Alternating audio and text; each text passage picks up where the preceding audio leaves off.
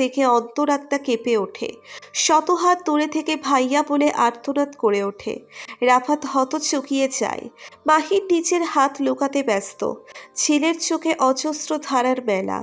রাফাত বলে, ভাইয়া ঠিক আছে, একটুখানি কেটে গেছে। থামো তুমি, এত রক্ত ঝরছে আর বলছো এক্ষুনি কেটেছে। বনু আমি ঠিক আছি, একদম চিন্তা করিস না। ভাইয়া। মাহিনকে জড়িয়ে ধরে ঝিল। চোখের পানিগুলো বুক ফাটা আর্তনাদ। ভাইয়ের হাতটা জড়িয়ে ধরে। রক্তে মেখে যায় শরীর। কিছুক্ষণের মাঝেই ডাক্তার এসে হাজির। ঝিলের মাথায় হাত বুলিয়ে মাহিন বলে, পাগলামি হচ্ছে, রক্তে মাখামাখি হয়ে গেছিস, ফ্রেশ হয়ে আয়, ততক্ষণ আমার ব্যান্ডেজটা করা হয়ে যাবে। নাক টেনে চলে যায় ঝিল। মাহিন দীর্ঘশ্বাস ফেলে।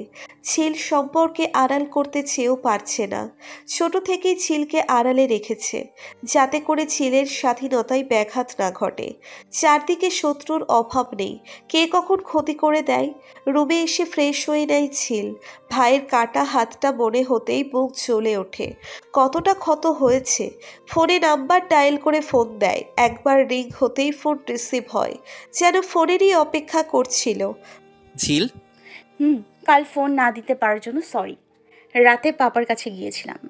সমস্যা নেই, নাস্তা করেছো? তুমি খেয়েছো? হ্যাঁ। শোনো, আমি না হসপিটালে আছি, পরে কথা বলি। হসপিটাল?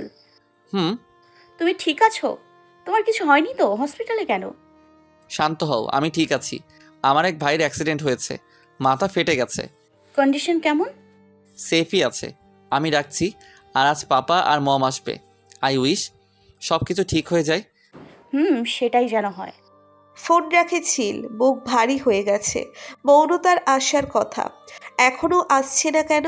দুপুরের দিকে এক হাত ভর্তি শপিং ব্যাগ নিয়ে আসে মৌনতা। ঝিলের অবস্থা তখন দেখার মতো।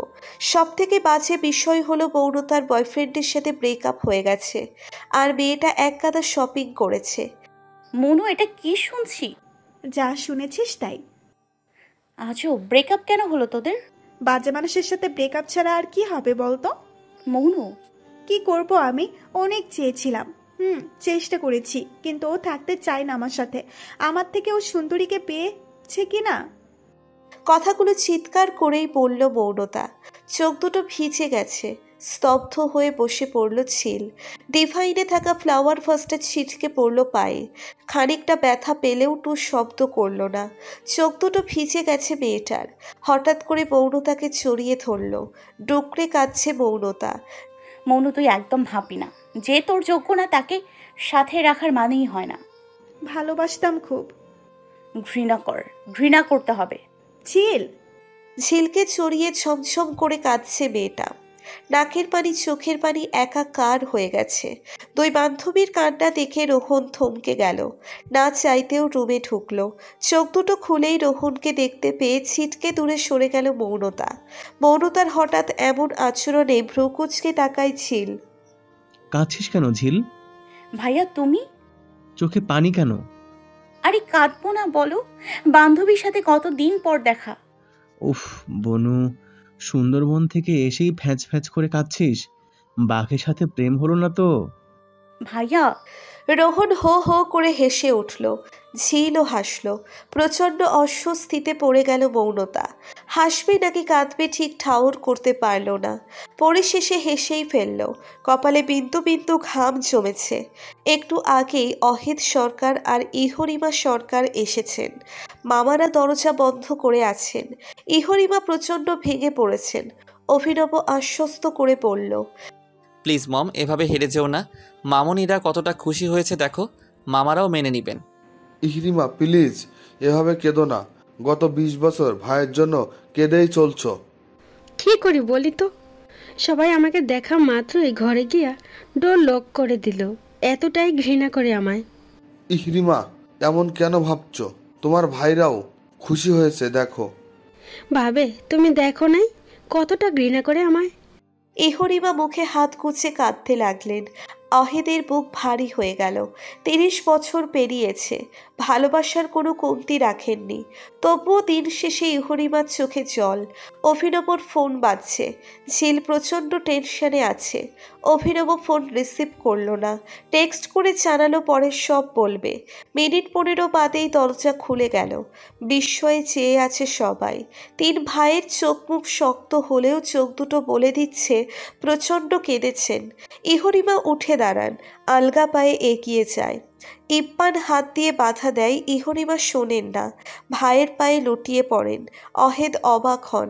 তিনি তার স্ত্রীকে সর্বোচ্চ ভালোবাসা আর সম্মানে রেখেছেন। যদিও ইপ্পান তার বড় ভাই, তবুও বুকের ভেতর মোচড় দিয়ে ওঠে। এক ভালোবাসার জন্য কতটা কষ্ট পেতে হচ্ছে। 30 বছর পরেও কি মেনে নিবেন না? আমাকে মাফ করা যায় না ভাইয়া? রবি। ইব্বানের গলা ধরে আসে। বোনকে আদর করে রুবি বলেই ডাকতেন। আড়ষ্টতা ছাড়াই আবেগের টানে বলে ফেলেছেন। ইহরিমা উঠে দাঁড়ায়, লিটনের কাছে যায়। মুখ ফিরিয়ে নিয়েও পারেন না উনি। সবার সামনেই কেঁদে ওঠেন। ইহরিমা ভাইকে চড়িয়ে হো হো করে কেঁদে ওঠেন। মুজাহিদের বুক ভারী হয়। অস্ফুটন স্বরে বলে, ভাই বোনের মিল বন্ধনে অহেদ কেঁপে ওঠেন। এই ভালোবাসা ছেড়ে চলে এসেছিল ইহরিমা। ঠিক কতটা ভালোবাসলে এমন কাজ করতে পারে মানুষ? ইহরিমার প্রতি আজ মাত্রাতিরিক্ত শ্রদ্ধা জেগে ওঠে। ছলো ছলো নয়নে বলে ওঠেন, আমার জীবনে আসার জন্য ধন্যবাদ ইহরিমা। কথাটা ধীরে বললেও পাশে থাকা অভিনবর কর্ণপাত হয়। বাবার দিকে তাকিয়ে চোখ ফেরায়। চোখ যেন থমকে গেছে এই ভালোবাসাতে। সত্যিই তো পরিবারের ভালোবাসাকে উপেক্ষা করে অন্য একজনের হাত ধরে চলে আসা এত সহজ? ঠিক কতটা ভালোবাসলে মানুষ পরিবার ছাড়ে? প্রেমালাপে মত্ত দুই হৃদয়, সময় 3টার কাছাকাছি, অথচ ফোনের 2 প্রান্তের মানুষ দুটোর চোখে ঘুম নেই। একটু পরপরই হাসছে দুজনে। ঘড়ির কাঁটা ঢং ঢং করে উঠল। অর্থাৎ রাত 3টে বাজতে আর 5 মিনিট। দাঁত দিয়ে চিফ কাটে ঝিল। ফোনটা নামিয়ে দেখে 2 ঘন্টারও বেশি সময় চলছে। ফিচেল হাসিতে মেতে উঠল। কখনো ভাবা হয়নি এভাবে প্রেম হবে, তাও আবার স্বামীর সাথে প্রেম। এই শোনো, বলো। রাত 3টা বেজে গেছে, এখনো ঘুম আসছে না কেন বলো তো? তোমার যে স্বামীর সাথে সখ্যতার প্রয়োজন। ধ্যাত, সত্যি বলছি, আমার একটা চুমু খেলেই ঘুম চলে আসবে। থামো তো তুমি, এত প্রেম ভালো না। আসলে এত প্রেম ভালো না? ভালো তো, তবে কি ফোন আলাপে মন ভরে না? ধ্যাত। অভিনব হেসে উঠল। যেই হাসির শব্দে ছিলের অন্তর কাঁপে। শোনো মেয়ে, একটু কষ্ট করে ছাদে আসো। ছাদে আসবো? আসো। কেন বলো তো? আবার ছাদে চলে আসলে না তো? ঝিলের রসিকতায় অভিনব দীর্ঘশ্বাস ফেলল। তোমার পাপারা যে সিকিউরিটি দিয়ে রেখেছেন, এতে করে একটা মাছিও গলতে পারবে না। তাহলে ছাদে কেন আসবো? আসোই না একবার। ভ্রুকুচকে উঠে দাঁড়ালো। এরই মধ্যে রাতের ছাদে কেন যাবে? অভিনবর খামখেয়ালি পনাই দীর্ঘশ্বাস বেরিয়ে আসলো। কল হোল্ড করেই পা টিপে হাঁটা লাগালো। ভাগ্যিস ভাইদের ঘুম গভীর, না হলে সর্বনাশ হয়ে যেত। ঝিল 1 পা 2 পা করে ছাদে চলে আসলো। ছাদটা খুঁটখুঁটে অন্ধকার। সুইচ চেপে আলো জ্বালিয়ে নিল। ফিসফিস করে বলল, এসছি তো। চোখ বন্ধ করো। কেন? আরে করোই না। ঝিল আশেপাশে একবার তাকিয়ে চোখ দুটি বন্ধ করল। কানে থাকা ফোনের মধ্য দিয়ে অভিনবর ঘন ঘন শ্বাস শুনতে পাচ্ছে। বুকের ভেতর কেমন সুখ সুখ অনুভূতি হলো। অভিনবর বুকে মাথা রাখার জন্য মনটা ছটফট করছে। পাগলামি করতে ইচ্ছে হচ্ছে। হঠাৎ করেই ফোনের ওপাশ থেকে ধুম করে আওয়াজ হলো। ঝিল চমকে তাকালো। আকাশের দিকে তাকিয়ে হতবাক। ফানুসে ভরপুর পুরো আকাশ। যেদিকে তাকাচ্ছে শুধুই ফানুস। পুরো আকাশ যেন ফানুসের দখলে। ফোনটা কানে নিয়ে বলল, তুমি কোথায় বলো তো? তোমার বাসা থেকে পশ্চিমের যে দিঘি আছে সেখানে। সত্যি? ভেতরে ঢোকার চেষ্টা করেছিলাম, তবে তোমাদের স্পেশাল পাহারাদার আমাকে কামড়াতে এসেছিল। অভিনবর কথাতে খিলখিল করে হেসে ওঠেছিল। বাড়িতে এত সিকিউরিটি দেওয়া সত্যিই হাস্যকর। ফোঁস করে দম ফেলে অভিনব অনুনয় সুরে বলে, একটু কর্নারে আসো না ঝিল, তোমাকে দেখবো আমি। ঝিল কর্নারে আসে। লাল আলোতে ঝিলকে দেখতে পাই অভিনব। প্রাণ যেন ফিরে এলো। একটু করে হাসে ছেলেটা। অভিনব ঝিলকে দেখতে পেলেও ঝিল দেখতে পায় না। প্রচুর মন খারাপ হয়। পরক্ষণেই হাসি মুখে বলে, এই তুমি দাঁড়াও, আমি আসছি। অভিনবকে কিছু বলার সুযোগ দেয় না, তার আগেই ছুট লাগায়।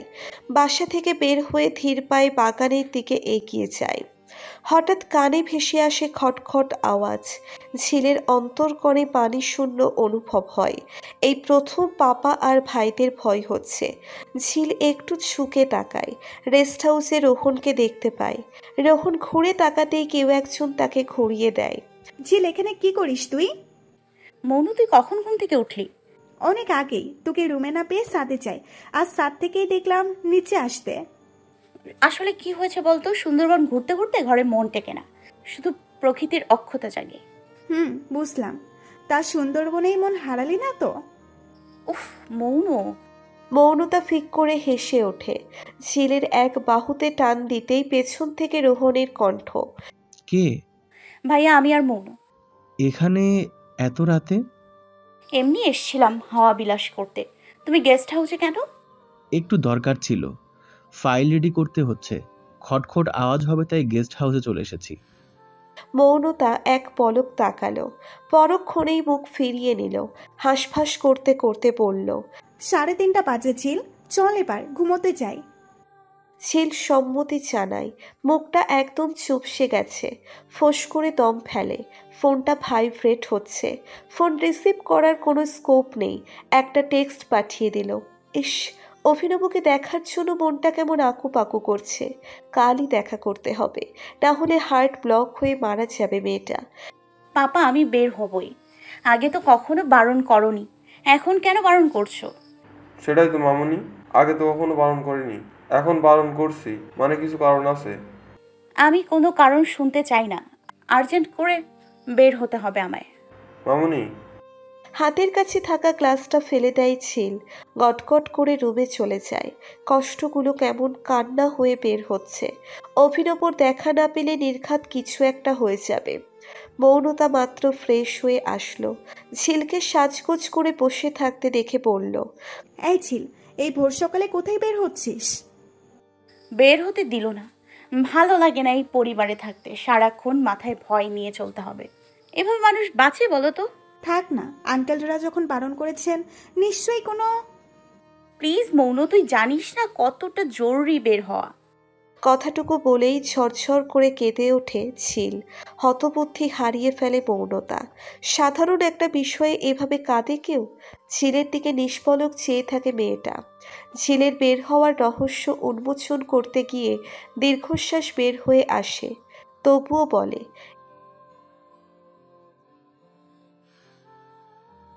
অভিনব আর ঝিল, তোমাদের বিষয়টা একটা রহস্যে ঘেরা।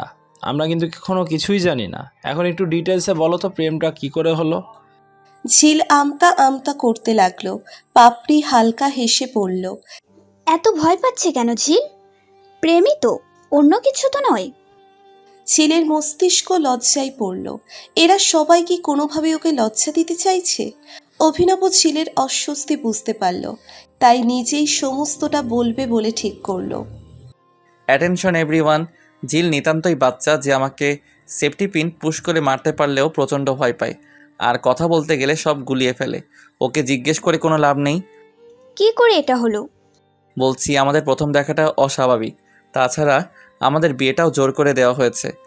সবাই অবাক চোখে তাকালো। জোর গলায় বলল, হোয়াট? ঝিল অস্বস্তিতে পড়ল। এখন নিশ্চয়ই তার পাগলামোগুলোও ফাঁস হবে। অভিনব প্রথমে ভেবেছিল জোর করে বিয়ে হয়েছে, এটা আড়াল করবে, কিন্তু কয়েকদিনেই এরা সবাই খুব কাছের হয়ে গেছে। এদের কাছ থেকে কোনো কিছু লুকাতে ইচ্ছে হচ্ছে না। বলছি, ঝিলের স্বভাব বিয়ের আগে বাসা থেকে পালিয়ে যাওয়া। সম্ভবত ও এখন বিয়ে করতে চায় না। ওর ফ্যামিলি ওকে খুব ভালোবাসে, যাকে অতিরিক্ত ভালোবাসা বলে। না হলে এতবার বিয়ের আসর থেকে পালিয়ে আসা মেয়ে বাসায় ফিরে তাণ্ডব চালাতে পারে? সবাই ঝিলের দিকে তাকালো। লজ্জায় মেয়েটা নেতিয়ে গেছে। সবার মুখে আফসোসের রেখা। এমন ফ্যামিলি আদেও কি হয়? অভিনব আবার বলল, 1.5 বছর আগেও পালিয়ে এসেছিল। ঘটনাচক্রে মাঝপথে আমার গাড়ির সামনে এসে পড়ে। আর ওকে নিয়ে সাহায্যের জন্য গ্রামে প্রবেশ করি। গ্রামের লোকেরা নানান কথায় আমাদের বিয়ে দিয়ে দেয়। তাদের ফালতু কালচার যে এভাবে আমার জীবনকে রাঙিয়ে দিবে ভাবতেই পারিনি। এখন তো তাদের সালাম করতে ইচ্ছে হচ্ছে। ফেরার পথে ঝিলের পাগলামি ছিল দেখার মতো। ভয় পেয়ে আমার হাতে পিন পুশ করে দিয়েছে। সব থেকে বড় কথা, আমি যে ওকে বাঁচিয়ে একটা ধন্যবাদ অবধি দেয়নি। সবাই হতবাক হয়ে গেছে। ঝিল ভ্রু কুচকে তাকালো।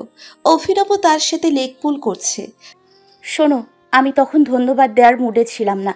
কার না কার সাথে আমার বিয়ে হয়ে গেল, আর আমি জানাবো তাকে ধন্যবাদ? ঝিলের কথাতে সবাই হাসলো। পাপড়ি ভ্রু নাচিয়ে পড়ল। তাহলে এখন এত প্রেম কেন? ঝিল লজ্জা পেল। অভিনব একটু করে হেসে বলল, 1.5 বছর পর আমাদের দেখা, এটা তো জানোই সবাই। আর এখানে এসে প্রেম আসলে কারোর সাথে না থাকলে ভালোবাসা অনুভব করা যায় না। আমাদের সাথেও তেমন হয়েছে। সবাই ও হো বলে উঠল। অভিনব একটু করে হাসল। আজকের বিশেষ আয়োজন ছিল শাশুলিক আর চিকেন চাপ। সবাই খেয়ে যে যার রুমে চলে গেল। কালকেই অভিনব আর ঝিল সবাইকে বিদায় জানাবে। ঝিল হাত পা ছড়িয়ে বসে আছে। অভিনব নিচের ফোনটা এগিয়ে দিল। ঝিল প্রশ্নবোধক দৃষ্টিতে তাকাতেই অভিনব বলল, বাসায় ফোন করে কথা বলো, এজেন্সির সিমটা নিয়ে এসেছি। ঝিল খুশি খুশি হয়ে ফোন লাগালো। দুবার রিং হতেই ফোন ধরল রোহন। ঝিল কাপা স্বরে বলল, হ্যালো ভাইয়া। ঝিল, বোন কেমন আছিস? 3 দিন ধরে তোর কণ্ঠ শুনতে পাই না। জানিস কত চিন্তা হচ্ছিল। ট্যুর কেমন যাচ্ছে? কোনো অসুবিধা হয়নি তো? ঝিল ফ্যালফ্যাল করে তাকালো। একসাথে এত প্রশ্ন করলে উত্তর কি করে দিবে? এই বোন, কথা বলছিস না কেন? ঠিক আছিস তুই? না, ঠিক নেই। কি? তুই ঠিক নেই? তুই কোথায় আছিস বল, আমি এখনই রওনা দিচ্ছি। দ্রুত লোকেশন বল। ভাইয়া তুমি থামবে? এত পাগল কেন হও বলো তো? তুমি এত প্রশ্ন করলে আমি কি করে উত্তর দিব? রিল্যাক্স হ এবার, আমি চুপ করে যাচ্ছি। আমি ঠিক আছি, খুব ভালো আছি, কোনো অসুবিধা হয়নি। এখন বলো তুমি কেমন আছো? ভালো আছি, তবে খুব চিন্তা হচ্ছিল। 3 দিন ধরে ঘুম হয়নি। ঝিল দাঁত দিয়ে চিফ কাটলো। মাথা চুলকিয়ে বলল, কিন্তু আমি তো প্রচুর ঘুমিয়েছি। ওপাশ থেকে দীর্ঘশ্বাস ভেসে আসলো। ঝিলের মন খারাপ হয়ে গেল। ভ্যাগা ভ্যাগা কণ্ঠে বলল, সরি। ধুর বোকা, বোন থাকলে ভাইদের চিন্তা হবেই। আর আমাদের তো একটাই বোন, একটাই ভালোবাসা। ঝিলের চোখে পানি চিকচিক করে উঠল। এত ভালোবাসে কেন এরা? বোন। নাক টেনে ঝিল বলল, বলো শুনছি। কাঁদছিস তুই? কই না তো, আর এমনিতে একটু ঠান্ডা লেগেছে, ঠিক হয়ে যাবে। নিশ্চয়ই পানিতে ভিজেছিস। আরে না, বাদ দাও এসব। আহনাফ ভাইয়া কোথায়? আর পাপারা কেমন আছে? সবাই ভালো আছে। আহনাফ গার্লফ্রেন্ডের সাথে ডেটিংয়ে গেছে। হোয়াট? ভাইয়া সত্যি করে বলো, ওই ছাগলটা রুম ডেট করছে না তো? রোহন হো হো করে হেসে উঠল। আহনাফ আসলে পড়ে পড়ে ঘুমুচ্ছে। আজ সকালে দুজনের মাঝে রাগারাগি হয়েছে। তাই রোহন ঠিক করেছে আহনাফকে শাস্তি দিবে। গলায় কাঠিন্য এনে পড়ল, হতেও পারে, আমি কিছু জানি না। শুধু জানি ডেটিংয়ে গেছে। এত রাত যেহেতু, বুঝতেই পারছিস। ফিরে এসে দেখবো ওইটাকে। এত বড় সাহস, ঠ্যাং ভেঙে বাসায় ফেলে রাখবো। রোহন প্রাপ্তির হাসি হাসল। বড্ড ভালোবাসে বোনকে, নয়নমণি যাকে বলে। ফোন রাখতেই ঝিল দেখল অভিনব ভ্রু কুচকে তাকিয়ে আছে। কি হয়েছে? কি হবে? সেটাই তো, এভাবে তাকিয়ে আছো কেন? তুমি সবার কথা জিজ্ঞেস করলে আর তোমার আম্মুর কথা জিজ্ঞেস করলে না। মুহূর্তেই ঝিলের মন খারাপ হয়ে গেল। চোখ দুটো ছলছল করছে। অভিনব একটু অপ্রস্তুত হলো। ঝিলের বাহু টেনে কাছে নিয়ে আসলো। অপরাধীর মতো করে বলল, কি হলো চিল, তুমি কাঁদছো কেন? হেঁচকে উঠে গেছে মেয়েটার।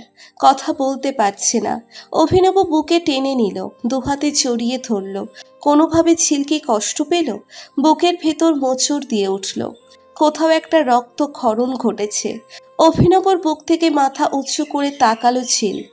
একটু হাসি ফুটিয়ে বলল, আমার আম্মু নেই। চিল, আমি আসলে খুব সরি, ভেরি সরি চিল। ঝিল একটু হাসলো। অভিনবর বুকে মাথা রেখে বলল, আমার আম্মু সহ আমার কাকিরা কার অ্যাক্সিডেন্টে মারা গেছেন। তখন আমি খুব ছোট, 1.5-2 বছর বোধ হয়। কারো মুখেই আমার মনে নেই। আমি খুব অভাগী, তাই না? সবার জীবনের কাল হয়ে দাঁড়াই। ঝিল, একদম এসব বলবে না। তুমি আমার ভালোবাসা, আমার ভাগ্য, আমার সুখ। তোমার মা কাকিদের মৃত্যু তোমার কোনো দোষ নেই, এটাই ছিল নিয়তি। একদম কাঁদবে না আর, না হলে আজ থেকেই প্র্যাকটিক্যাল শুরু হয়ে যাবে। ঝিল হেসে ফেলল, অভিনবকে জড়িয়ে ধরল, বুকে মুখ গুজে কাঁদতে লাগলো। অনেকদিন পর প্রাণ খুলে কাঁদছে সে। প্রশান্তির কান্না, প্রাপ্তির কান্না, প্রচুর উত্তেজনা, টান টান ভাব নিয়ে আছে অভিনব আর ঝিল। মুভি দেখছে তারা, যদিও রেকর্ডের মুভি, বাট দুজনের কারোরই দেখা হয়নি। সিডিটা কালেক্ট করেছে এজেন্সি থেকে। অভিনব ঝিলকে খোঁচা মারছে আর বলছে, দেখো ওরা কত রোমান্টিক, আর তুমি একটা গাধা। আমি গাধা হলে তুমি গাধার বর গরু। ছাগল কোথাকার। ওই, তুমি আমাকে মেল ভার্সনে বলছো কেন? ছাগল তো তুমি। আর তুমি? ছাগি। কথাটা আন মনেই বলে ফেলেছে ঝিল। অভিনব হাসতে হাসতে বেডে শুয়ে পড়ল। ঝিল আমতা আমতা করতে লাগলো। অভিনবর জ্যাকেট চেপে ধরে বলল, অনেক পাজি তুমি। না জানি তোমার নেক্সট জেনারেশন কত বড় হাদা আর ছাগল হবে। ইস ঢং, এমন করছো যেন নেক্সট জেনারেশনটা আমি একটা ক্রিয়েট করব, তুমিও সমান দোষী হবে। আজব, অন্য কেউ তো হতে পারে। এই মেয়ে, তুমি কি আমাকে সন্দেহ করছো? কেন হতে পারে না? ঠাটিয়ে মারবো এক চর। ইস, মারবে চর। আমার বর তোমাকে ঘুষি মেরে নাক ফাটিয়ে দেবে। আচ্ছা, ঝগড়াটা তো তুমি ঝগড়া করো, এত রোমান্সের বেলায় এত কৃপণ কেন? ঝিল মৃদু হাসল। ফট করে অভিনবর গায়ে পড়ে গেল। অভিনবও এক হাতে জড়িয়ে ধরল। ঝিলের মাথায় হাত বুলিয়ে প্রাণ ভরে নিঃশ্বাস নিয়ে টিভিতে মুভি চলতে থাকলেও তাতে কারোরই আগ্রহ দেখা গেল না। অভিনব টিভি অফ করে দিল। ঝিলের কোলে মাথা রেখে বলল, সব ভালোবাসায় কি এত সুখ আছে ঝিল? কেন নয়, অবশ্যই আছে, তবে সুখের জন্য অনেক কষ্ট করতে হয়েছে। তুমি অনেক বুঝদার, তবে কিছু ক্ষেত্রে বড্ড ভীতু। এভাবে তুমি নিজের শক্তি হারিয়ে ফেলবে। ঝিল লজ্জা পেল।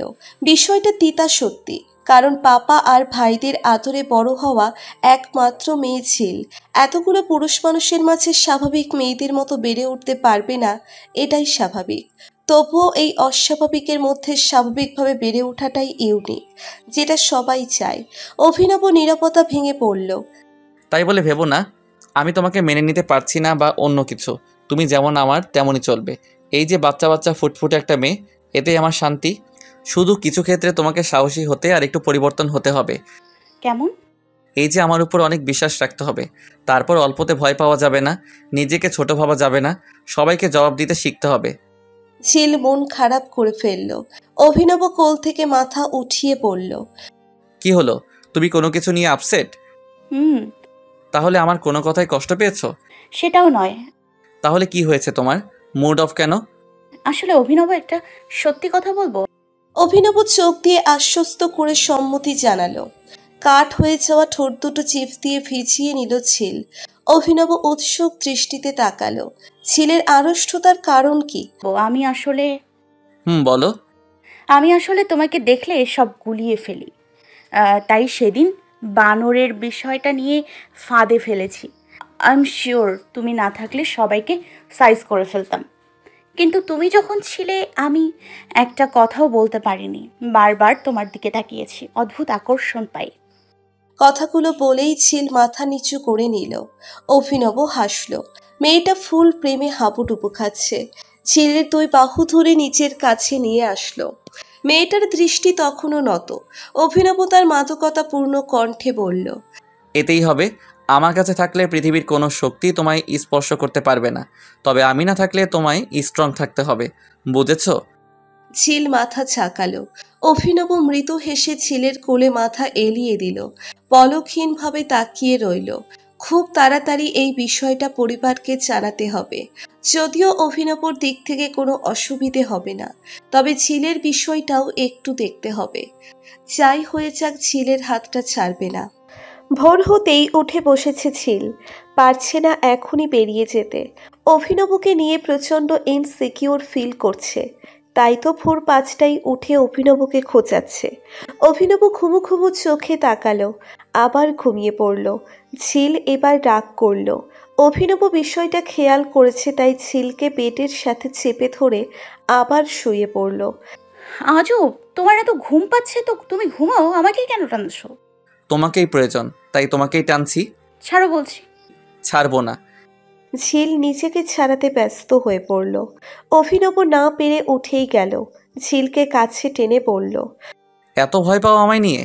অনেক বেশি। তাহলে চলো পালিয়ে যাই। পালিয়ে যাব? হ্যাঁ, বহুদূর, যেখানে আমি আর তুমি থাকবো।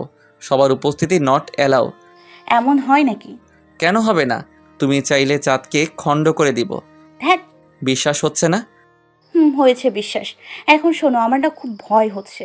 মাহিরা আপু একদম চুপচাপ ছিল, যদি কিছু করে বসে? অভিনব দীর্ঘশ্বাস লুকিয়ে পড়ল। কিছু হবে না, তুমি এত ভয় পেও না। আচ্ছা, ফ্রেশ হয়ে এসো, আমরা সবাইকে বলে মংলা থেকেই নেমে যাব। তাহলে রূপসা সেতুর কি হবে? সেটাও ঘোরাবো একদিন, তবে বাইকে চড়ে। হ্যাপি? ঝিল মাথা কাত করে সম্মতি জানালো। অভিনব ঝিলের কাঁধে নাক ঘষে পড়ল। তাহলে আমি কি পাবো? ঝিল লজ্জা হাসল। অভিনবর পিঠে হাত বুলিয়ে বলল, যেটা আমি চাইবো। তুমি কি চাও? যেটা তুমি চাও। ঝিলের কথা অভিনব হাসল। ফ্রেশ হয়ে এসে সকলের সাথে নাস্তা সেরে নিল। সবাই মন খারাপ করে ফেলেছে। অভিনব সবাইকে আশ্বস্ত করে বলল আবার আসবে একসাথে। ঝিল পাপড়িকে চড়িয়ে কেঁদেই ফেলল। বড্ড আপন হয়ে গেছে, তবে যেতে তো হবেই। পরিশেষে ঝিল আর অভিনব হাসি মুখে সবাইকে বিদায় জানালো। মংলা সমুদ্র বন্দর থেকে সোজা ঢাকা চলে যেতে চাইছে ঝিল, তবে অভিনব বলল এখানেই একদিন রেস্ট নিতে। ঝিল ও সাই জানালো। খুলনার একটি রিসোর্টে চলে আসলো দুজনে। রিসোর্টটা বোধহয় কাপেলদের জন্যই করা। পুরো রিসোর্ট জুড়ে রয়েছে প্রেমের ভাস্কর্য আর ফলক করা সংলাপ। ঝিল মনোযোগ দিয়ে প্রতিটি সংলাপ পড়ছে। কাউন্টার থেকে চাবি কালেক্ট করে বের হয়ে আসলো অভিনব। ঝিলকে মনোযোগ সহকারে পড়তে দেখে বলল,